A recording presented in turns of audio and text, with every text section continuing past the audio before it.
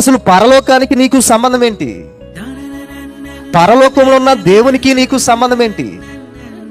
అసలు దేవుడు ఎలా ఉంటాడు, దేవుడు ఎక్కడుంటాడు, ఆయన పరిస్థితి ఏంటి అనే విషయాన్ని ఈరోజు భూప్రపంచంలో ఏమండి ఎవరైనా ఆలోచిస్తున్నారంటే వేళ్ల మీద లెక్క పెట్టొచ్చండి, వేళ్ల మీద లెక్క పెట్టొచ్చు. ఎందుకంటే చాలా అరుదుగా కనపడుతున్నారు. ఓని మన క్రైస్తవులు అడగండి, నాయన దేవుడికి మనకు సంబంధం ఏంటి అంటే ఏమంటారు మన వాళ్ళు? చెప్పండి.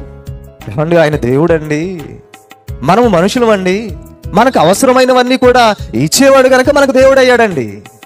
అందుకేనండి మేము చర్చిలకు వెళ్తున్నాం, అందుకేనండి మేము మొక్కుకుంటున్నాం, అందుకేనండి మేము నమ్ముతున్నాం, అందుకేనండి మేము క్రీస్తు చెంతకు వెళ్తున్నాం. ఎందుకనంటే క్రీస్తు దగ్గరికి వెళ్తే రోగాలు పోతాయి, క్రీస్తు దగ్గరికి వెళ్తే ఏమండి బాధలు పోతాయి, క్రీస్తు దగ్గరికి వెళ్తే ఆశీర్వాదాలు అంటే లేమిలో ఉన్న వారికి కలిమి సంపాదన వచ్చేస్తుంది.